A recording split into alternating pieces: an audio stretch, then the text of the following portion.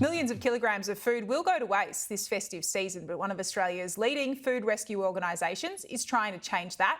I'm joined now by SecondBite CEO Daniel Moorfield. Daniel, thanks for your time. Tell us, how big a logistical challenge is it trying to rescue that sort of quantity of food?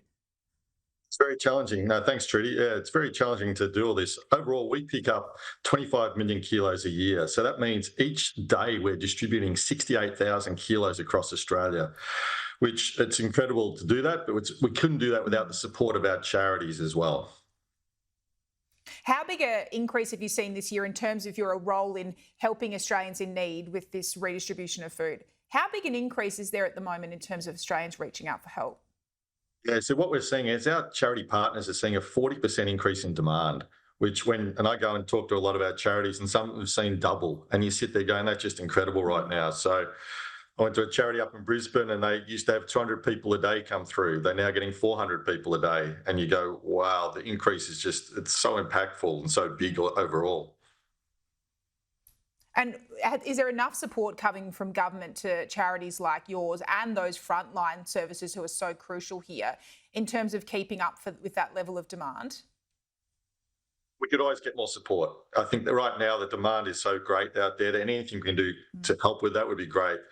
One of the things we've pushed forward in the sector is, can we get tax donations for farmers? Because farmers right now, it's easier for them to actually plough their food back into the ground than to actually donate it because of the costs involved for transport and all of those things. So anything we can do to help with a tax donation from the government to help the farmers is something, but also there's all other support we can get with infrastructure and trucks, which we have got from some of the state governments and federal governments. Where is the bulk of food, those 25 million kilos, I think you said, where does that come from? Is it waste out of supermarkets, as you say? Is it farms? Where is that distribution of food being wasted? Predominantly, and it's one of these things, I generally try not to use the word food being wasted because it's surplus food, which is good food. So we actually get predominantly from the supermarkets. So we get great support from Coles. So actually, we pick up from over 800 Coles stores across Australia. And I've actually picked up these product. And you look at it and you go, that's great product. It's great food. And you go, it's unfortunately going to waste. And you go, how do we get that to people?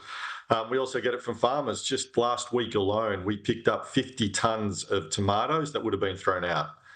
And we were able to cook those up and send that out, which is just incredible. So all across Australia, there's food that we could pick up and use.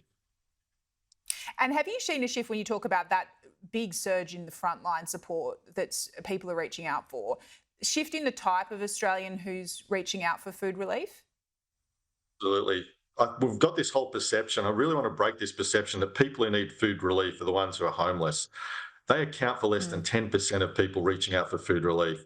We've seen an increase in the double income families where, if you think about what's happened to the interest rates for the last couple of years, to go from 2% to 6 or 7%, the rent's gone up, the insurance have gone up.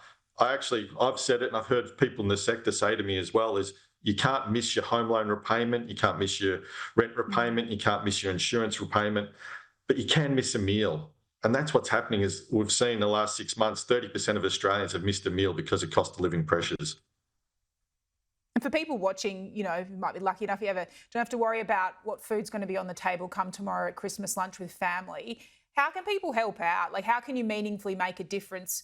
People, have a lot of food wasted in their home, but that's probably not the scale at which we're talking about here. This is something you need to see at the big business level, the government level. So it's more a scale of how we lose a lot more. As I said, the farm's the best place to look at it, because right now, 30% of what a farmer's actually grows gets ploughed back into the soil. So you go, how do we take more of that? That's the big opportunity. But that costs money. And that means for us, we need to then actually get trucks to transport it from the farms, etc. So anything people can do to support us to then get that food, then we can feed more people in need. And so as individuals, if you can reach out, we'd love to get donations from, so we can help support it. The other thing I really want to touch on, though, is breaking the stigma, because there's an opportunity here where people can actually ask for food. The amount of people, there'll be people in your street, people watching this show now who'll be too proud or think as though it can't be me, but we'd love them to actually reach out and get food, because if you get food earlier and get that help earlier, that might make a big difference down the track. And that's why it's important to reach out as soon as you, I know it sounds odd because Australians don't want to do that, but please reach out and ask for help. Yeah. Daniel Moorfield, a really nice message heading into Christmas. It can be a difficult time, we know, for a lot of people. Thank you so much for your time and the work that you and SecondBite do. Thank you, Trudy.